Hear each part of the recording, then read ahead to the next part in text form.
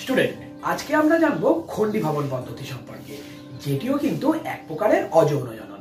খন্ডী ভবন ইংরেজিতে যাকে বলা হয় ফ্র্যাগমেন্টেশন। মানে কি?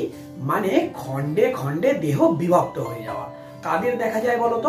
স্পাইরোগাইরা নামক এক প্রকার জলজ শৈবাল আছে, যারা কিন্তু এই খন্ডী ভবন পদ্ধতিতে তাদের অযৌন জনন সম্পন্ন করে। এখন স্পাইরোগাইরার কোষের মধ্যে ক্লোরোপ্লাস্ট দেখতে পাওয়া যায়। আর তোমরা তো জানোই যে ক্লোরোপ্লাস্ট থাকা মানেই সেখানে কে থাকবে? একদম ক্লোরোফিল থাকবে। আর ক্লোরোফিল যে কি করে? সালোক সংশ্লেষে হেল্প করে। মানে নিজের খাদ্য নিজে তৈরি করতে পারে এই স্পাইরোগাইরা। বোঝাতে পারলাম? একদমই। এখন স্পাইরোগাইরার দেহ যদি কোনো কারণে আঘাতপ্রাপ্ত হয়, বা মনে করো তার দেহ দুটি খণ্ডে বিভক্ত হয়ে গেল, তাহলে কি হবে বলতো?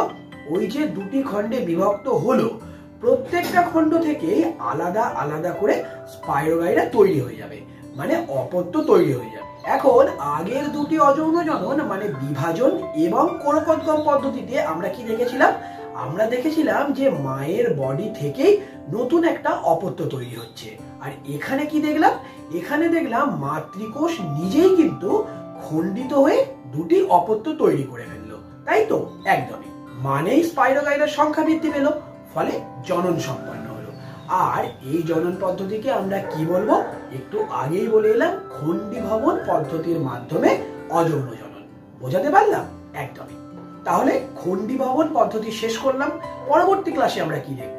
পরবর্তী ক্লাসে দেখব আর এক ধরনের অযৌন জনন, যার নাম রেণু উৎপাদন। চলো তাহলে আজকের মতো এখানেই শেষ করলাম।